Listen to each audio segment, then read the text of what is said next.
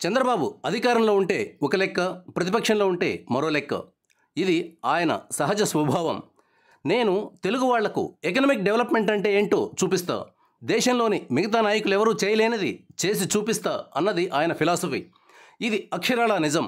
Chandrababu సాధించినంత economic వండర్ను independent ఇండియాలో మరెవరూ సాధించలేకపోయారు. సమకాలీన ప్రపంచంలో ఇలాంటి వండర్స్ చూడాలంటే China, Vietnam, south Korea, Dubai, Singapore లాంటి దేశాలకు వెళ్ళాలి. ఆర్థికంగా మహా అద్భుతం చేస్తున్నా కాబట్టి రాజకీయంగా నేనేం చేసినా మీరేం మాట్లాడకూడదు అన్నట్లుగా బాబు ధోరణి ఉంటోంది. దీనివల్ల తెలుగుదేశం పార్టీకే కాదు, తెలుగు జాతికి కూడా నష్టం కలుగుతోంది. టీఆర్ఎస్ పార్టీ పుట్టిన తర్వాత అసెంబ్లీలో తెలంగాణ పదాన్ని వాడకుండా చేయాలని బాబు గట్టి ప్రయత్నం చేశారు. అది ఎక్కడికి దారితీసిందో చూశాం. సమస్య వచ్చినప్పుడు దానికి మూల కారణాలు వెతికి దాన్ని పరిష్కరించడానికి ప్రయత్నించాలి. తెలంగాణ అనే పదానికి అర్థమేమిటి, ఆ పదం ఎలా వచ్చింది అన్నది తెలుసుకోవడానికి చంద్రబాబు కనీస మాత్రంగా కూడా ప్రయత్నించలేదు. తెలంగాణ ప్రజల హృదయం ఎందుకంతలా గాయపడుతోంది, ఆ గాయాన్ని ఎలా మాన్పగలమనే కోణం నుండి ఒక్కసారి కూడా ఆలోచించలేదు. తర్వాత ఏమైంది? తెలంగాణ ప్రజలకు కేసీఆర్ హీరో అయితే చంద్రబాబు విలన్గా కనిపించాడు. నిజానికి చంద్రబాబు తెలంగాణకు ఏమాత్రం నష్టం కలిగించలేదు. ఆయన సాధించిన ఎకనామిక్ వండర్ అంతా తెలంగాణలోనే ఉంది. అయినప్పటికీ తెలంగాణ ప్రజలు బాబును చూడ్డానికి కూడా ఇష్టపడటం లేదు. కారణం, తెలంగాణ ప్రజల యాసను, జీవన విధానాన్ని హేళన చేస్తున్న వారందరికీ బాబు ఒక రిప్రజెంటేటివ్లా కనిపించారు. అసలు సమస్య ఇది. దీన్ని గుర్తించి ఉంటే దిద్దుబాటు చర్యలు తీసుకోవడానికి వీలయ్యేది. సినిమాల్లో మరో సందర్భంలో తెలంగాణ యాసను తక్కువ చేస్తున్న వారిని తీసుకెళ్లి జైలులో పడేసి ఉండాల్సింది. ఎప్పుడో 2013లో అంతా అయిపోయాక చంద్రబాబు న్యూస్ పేపర్లు, టీవీ ఛానళ్ల ఎడిటర్లతో మీటింగ్ పెట్టారు. ఏం చేద్దాం చెప్పండి అని అడిగారు. చేసేదేముంది, అప్పటికే నిర్ణయం అయిపోయింది. భాష మీద, యాస మీద దాడి జరిగితే దాని ప్రభావం తీవ్రంగా ఉంటుంది. బంగ్లాదేశ్ అనుభవాన్ని బాబుతో సహా తెలుగు నాయకులు, మేధావులు ఏ ఒక్కరూ పట్టించుకోలేదు. కనీసం ఇక్కడి నుండైనా ఆంధ్రాలోని 3 ప్రాంతాలు కలిసి ఉండటానికి ఎవరి యాసను, లైఫ్ స్టైల్ను సినిమాల్లో కానీ మరో చోట కానీ తక్కువ చేసి మాట్లాడకుండా, చూపకుండా ప్రభుత్వం చూడాలి. ఇందులో బాబుదే ప్రధాన పాత్ర. యాసల మధ్య అఘాతం ఉన్నంతకాలం ఆంధ్ర అంటే ఒకటి అనే భావన ప్రజల్లో ఆశించిన స్థాయిలో ఉండదు. తెలంగాణ ఒక్క తాటి మీద నడుస్తుంది. ఆంధ్ర అలా నడవకపోవడానికి కారణాలు ఏమిటి అన్నది చంద్రబాబుతో పాటు నాయకులు, మేధావులతో సహా సామాన్య ప్రజలు కూడా విశ్లేషించుకోవాలి. ఒక జాతి అద్భుతాలు చేయాలంటే ముందుగా మనమందరం ఒకటి అనే భావన రావాలి. అది ఊరికినే వచ్చేయదు. దానికి చాలా ప్రోగ్రెసివ్ థింకింగ్ కావాలి. కుల మత ప్రాంతాలకు అతీతంగా మనమందరం ఆంధ్రులమనే భావన స్కూల్ దశ నుండే రావాలి. ప్రస్తుతం ఏం జరుగుతోంది? ఎవరు ఏం మాట్లాడినా ముందుగా కులం తెరపైకి వస్తుంది. దీనివల్ల ఆంధ్ర రాష్ట్రం నాశనమైందనే విషయాన్ని ప్రజలు గుర్తించి 2024లో కళ్ళు చెదిరే తీర్పు ఇచ్చారు. సో ఇప్పుడు కులం గురించి మాట్లాడితే జనం రిసీవ్ చేసుకునే పరిస్థితి లేదని మతాన్ని తెరపైకి తెస్తున్నారు. కొత్త పిచ్చోడు పొద్దురెగడు అన్నట్లు మేము మతాన్ని ఉద్ధరిస్తాం, ఆంధ్ర జనాన్ని మళ్ళీ ప్రాచీన యుగంలోకి తీసుకెళ్తామని ఎగురుతున్నారు. 70% మంది ప్రజలు ఒకే మతాన్ని ఫాలో అవుతున్నప్పుడు ఆ మతానికి ప్రమాదం వచ్చిందని చెప్తే గుడ్డిగా నమ్మే వాళ్ళను ఏమనాలి? ఇలాంటి ధోరణులు ప్రజల మధ్య పూడ్చలేనంత అఘాతాన్ని క్రియేట్ చేస్తాయి. 3 ప్రధాన మతాల్లో ఉన్న వాళ్ళంతా తెలుగు వాళ్లే, ఆంధ్రులే. మనకు తెలుగు భాష ముఖ్యం.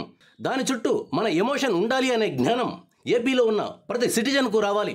వచ్చేలా ముఖ్యమంత్రిగా ఉన్న చంద్రబాబు చేయాలి.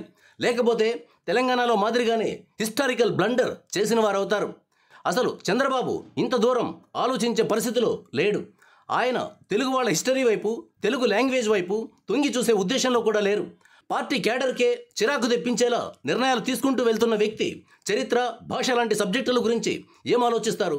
ప్రతిపక్షంలో ఊరూరా తిరుగుతూ వైసీపీ నాయకుల గుండెల్లో నిద్రపోతా, తాట తీస్తా, వారికి మిజరబుల్ ట్రీట్మెంట్ ఇస్తా అని ఉపన్యాసాలు దంచేశారు. కట్ చేస్తే వైసీపీ వాళ్లతోనే రాసుకు పూసుకు తిరుగుతున్నారు. మేఘా కృష్ణారెడ్డి వాళ్ళ ఊరికి వెళ్ళినప్పుడు చంద్రబాబు తన్మయత్వానికి లోనయ్యారు. కుమారుడు లోకేష్ మీద కూడా ప్రజలకున్న అభిప్రాయం మారుతోంది. చంద్రబాబు రాజకీయంగా ఎలాంటి పొరపాట్లు చేసినప్పటికీ ప్రజల సంపదను దోచుకుని వెనకేసుకోవాలని ఏనాడు అనుకోలేదు. ప్రత్యర్థులు ఎన్ని తప్పుడు ఆరోపణలు చేసినప్పటికీ, పైన కింద పక్కన అందరూ భయంకరమైన శత్రువులే ఉన్నప్పటికీ ఏ ఆధారాన్ని చూపించలేకపోయారు. పార్టీ అవసరాల కోసం విరాళాలు తీసుకోవడం తప్ప సొంతంగా వాడుకోవాలని, విలాసంగా ఉండాలని బాబు అనుకున్న దాఖలాలు లేవు. అదే ఆయన్ను ఇన్నేళ్లుగా రాజకీయాల్లో నిలబడేలా చేసింది. అరెస్టు చేస్తే ప్రపంచం నలుమూలలా తెలుగు ప్రజలు రోడ్ల మీదకు వచ్చి నిరసన చెప్పేలా చేసింది. కానీ ఇప్పుడు లోకేష్ చంద్రబాబుకు చెడ్డ పేరు తీసుకొచ్చేలా ఉన్నారు. నెల్లూరు నుండి వెలువడే జమీన్ రైతు వాయించి పడేస్తోంది. తండ్రి కుమారులు ఎలా వ్యవహరించినప్పటికీ వైసీపీకి జనం ఓటు వేయలేరు. వామ్మో మళ్ళీ జగన్ అనే పరిస్థితి ఉంది కాబట్టి టీడీపీకి ఇప్పటికిప్పుడు 2029లో కూడా పెద్ద సమస్య రాదు. భారీ మెజార్టీలు రాకపోయినా అలవోకగా అధికారంలోకి వస్తారు. ప్రజలకు ప్రత్యామ్నాయం లేదు కాబట్టి ఏం చేసినా ఏం కాదనే భావన టీడీపీ భవిష్యత్తుకు ఎంతమాత్రం మంచిది కాదు. టీఆర్ఎస్ అనే పార్టీ పుడుతుందని, టీడీపీని మింగేస్తుందని ఎవరైనా కలగన్నారా? ఆల్టర్నేటివ్ పార్టీ అవసరమని ప్రజలు భావించేలా చేసుకోకుండా చంద్రబాబు ఆచితూచి అడుగులు వేయాలి. మతతత్వ పార్టీ అయిన బీజేపీతో కలిసి నడుస్తున్నాం కాబట్టి ఆ మతం చుట్టూ రాజకీయం చేయాలనే భ్రమకు లోను కాకండి. అలాంటప్పుడు 2 మతతత్వ పార్టీలు ఎందుకు అనే పాయింట్ వస్తుంది. తెలుగుదేశం పార్టీ మూల సిద్ధాంతం ఆత్మగౌరవం, లౌకికవాదం. ఈ 2 విషయాల్లో చంద్రబాబు దారి తప్పుతున్నారు. తిరుపతిలో ఆర్ఎస్ఎస్ వాళ్ళు మీటింగ్ పెట్టుకుని తెలుగునాట ఉన్న ఆలయాలపై పెత్తనం మాకు ఇచ్చేయాలి, ఇది మా ఆర్డర్ అన్నట్లుగా మాట్లాడారు. బాబు ఇలాంటి మీటింగుకు వెళ్ళి ఉపన్యాసం దంచి వచ్చారు. అసలు సీఎంగా ఉన్న వ్యక్తికి మతం అనేది వ్యక్తిగతమైన పాయింట్గా ఉండాలి. నిత్యం రాజ్యాంగం గురించి మాట్లాడాలి. బీజేపీ ఎఫెక్ట్ కాబోలు రాజ్యాంగం అనే మాట బాబు నోటి వెంట రావడం తగ్గిపోయింది. లోకేష్ అయితే క్రికెట్ మ్యాచ్ చూడడానికి దుబాయ్కి వెళ్ళడం దేశభక్తి అని చెప్పుకుంటున్నాడు. ఏమనాలి? రాష్ట్ర సమస్యలను వదిలిపెట్టి క్రికెట్ చూడడానికి వెళ్తారా? నీరో చక్రవర్తి లాంటి పనులు జగన్ లాంటి వాళ్లకు సూట్ అవుతాయన్నది తెలుసుకోవాలి.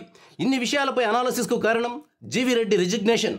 ఈ అంశంలో 180% మంది టీడీపీ కార్యకర్తలు చంద్రబాబును తీవ్రంగా తప్పుబట్టారు.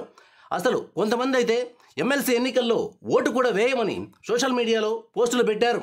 ఫైబర్ నెట్ను బులుగు ముఠా అడ్డగోలుగా దోచుకుంది. ఈ విషయాన్ని చంద్రబాబే చెప్పారు. అలాంటప్పుడు ఏం చేయాలి? అధికారంలోకి వచ్చిన వెంటనే ఈ దోపిడీకి అడ్డుకట్ట వేయాలి. కానీ బాబు అలా చేయలేదు. అక్రమంగా నియమించుకున్న వాళ్లను తొలగించడానికి జీవీ రెడ్డి చేసిన ప్రయత్నాలకు సహకారం ఇవ్వలేదు. బులుగు గ్యాంగ్ను మేపాల్సిందే అన్నట్లుగా ఐఏఎస్ అధికారి భావిస్తే దాన్ని బాబు సీరియస్గా తీసుకోలేదు. బహుశా వచ్చే 5 ఏళ్ల పాటు ఈ ఫైబర్ నెట్లో మేస్తున్న 100 మంది వైసీపీ వాళ్లను ప్రజల సొమ్ముతో పోషిస్తారు కాబోలు. జీవీ రెడ్డి పార్టీకి రాజీనామా చేస్తే ఆగమేఘాల మీద ఆమోదం చెప్తారా? ఏం కాస్త ఆలోచించి నిదానంగా నిర్ణయం తీసుకోలేరా? పార్టీ కోసం పనిచేసిన వారి విషయంలో ఎందుకు ఈ తొందరపాటు? పార్టీ కేడర్ నుండి ఇంత ప్రతిఘటన వస్తుందని బాబు అనుకున్నట్లు లేరు. ఎమ్మెల్సీ ఎన్నికల్లో దెబ్బ పడుతుందేమోనని చెప్పి డైవర్షన్ పాలిటిక్స్కు తెరదీశారు. అకస్మాత్తుగా పోసాని కృష్ణమురళిని అరెస్టు చేశారు. ఇతనొక చిల్లర వ్యక్తి, 3rd గ్రేడ్ పర్సన్. జగన్ కూడా అలాంటి వాడే కాబట్టి తన లాంటి వాళ్ళందరినీ చేరదీశాడు.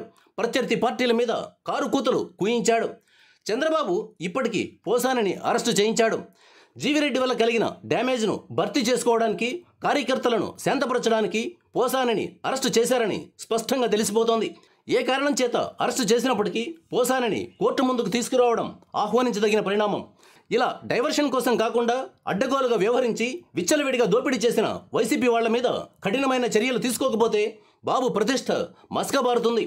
ఆ మధ్య ఆంధ్రజ్యోతి రాధాకృష్ణ చంద్రబాబుకు మహర్దశ పట్టిందని రాసుకొచ్చారు.